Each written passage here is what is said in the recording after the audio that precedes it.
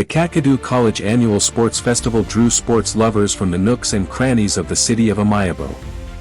Parents, government officials, traditional leaders, members of KC Old Students Association, sports professionals, young men and women and members of the campus neighborhood were all there to grace and encourage the athletes. Among the mammoth spectators were a group of friends engaged in social chats that attracted other bystanders. Standing tall, handsome, well-packaged, and all that qualified him for the title of King of Boys was Akamo Sakoda, a 24-year-old company manager. And a 21-year-old young lady, who kept staring at the King of Boys, walked straight to join in the chat uninvited. For Suzi, it was love at first sight. She was mesmerized by his flamboyant presence. His charm was undeniable, and she immediately felt a spark. Suzi soon took over the chats in an effort to register her presence to none other than Akamo.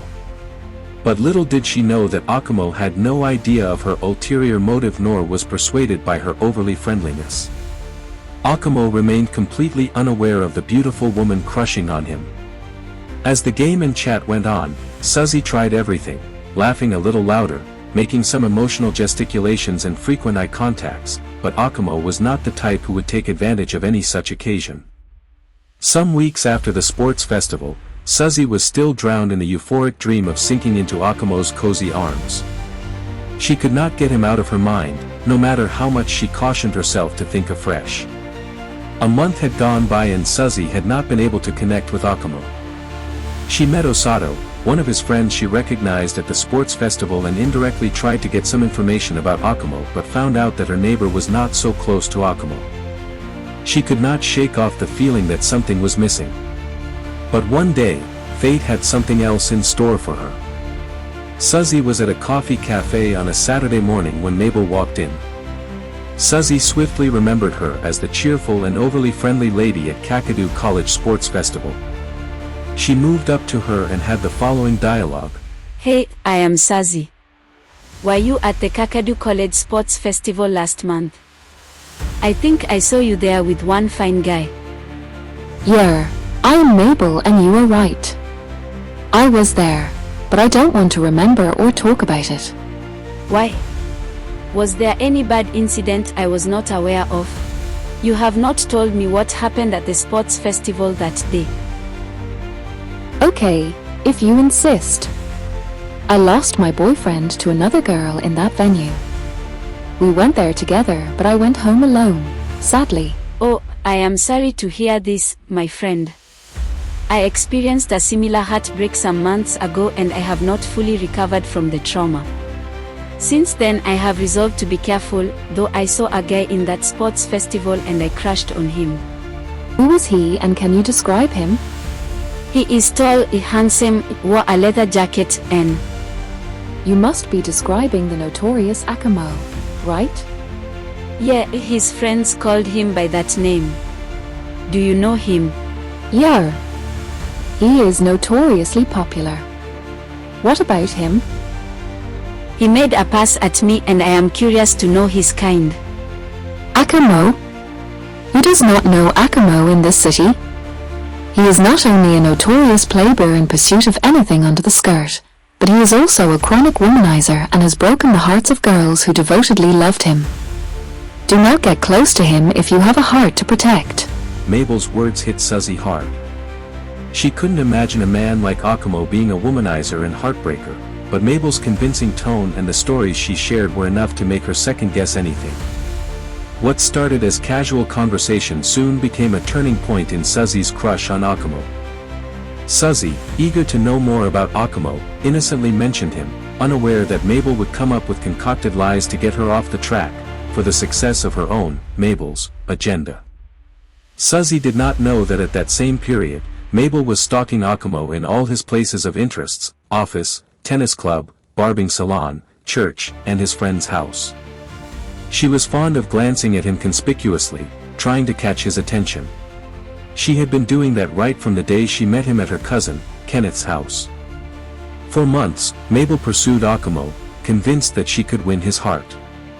But no matter what she did, Akamo showed little to no interest. He was busy with his life, focusing on his friends and work, not realizing Mabel's relentless pursuit. Mabel brought Akamo small gifts, offering to help him with various tasks. Akamo looked uncomfortable but sometimes politely accepted her good gestures.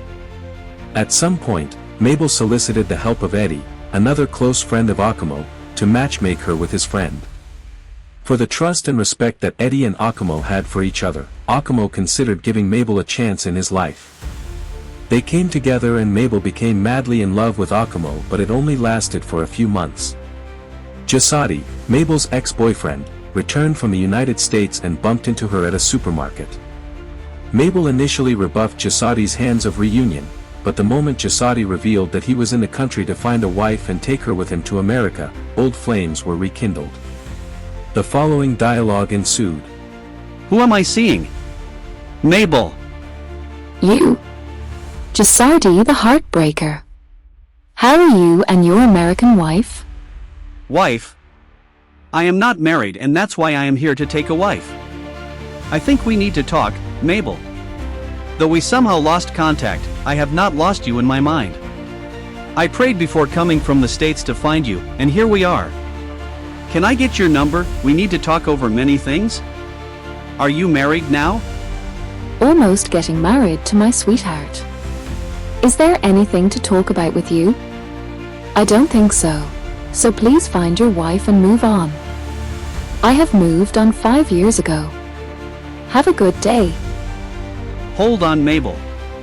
At least let me call you to arrange for the delivery of something special I got for you, something to compensate for the heartache I caused you. Well, for old time's sake, here is my number. Mabel, attracted by the prospect of accompanying Jasadi to the United States after marriage, changed her attitude towards Akamo. She became cold and infrequent with Akamo while she busily rebuilt her relationship with Jasadi. Later, both of them suddenly disappeared from the radar, and rumor mills had it that Jasadi was deported from America and there was no going back there. Fate began playing out a script to bring Suzi and Akamo together, when Akamo accepted to preside over a graduation ceremony of New Age Nursery Academy as chairman of the occasion. The preschool establishment was owned by Suzi's aunt. Tabina, the proprietress of New Age Nursery Academy, was an erstwhile primary school teacher of Akamo and has keenly admired Akamo's academic progress from primary to the highest institution of learning. Akamo recollected seeing Suzi at the Kakadu College Sports Festival, when Tabina made Suzi serve the dignitaries on the high table, including Akamo, the chairman of the occasion, with food and drinks. At the end of the ceremony, Akamo cornered Suzi and this chat occurred. Hey, Suzi, fancy running into you here. Do you remember me at the Kakadu College Sports Festival? Akamo. Don't even try to toast me. After months of efforts to unravel Suzi's damning and rude response the first time, Akamo spotted Suzi at a shopping mall. He was genuinely happy to see her again, unaware of the battle that had been brewing in her mind. But Suzi was no longer the girl who had a crush on him.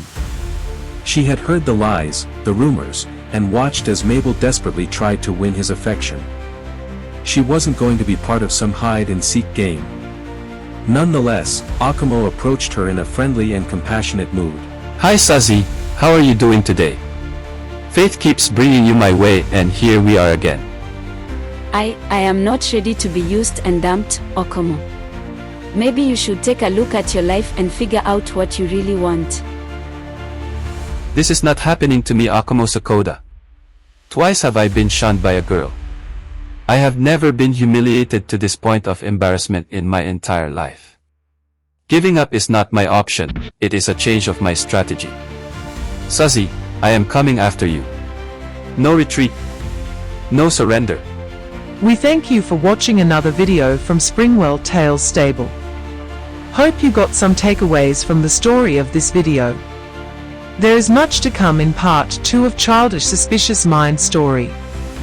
Please like, comment, share and subscribe. It will encourage us.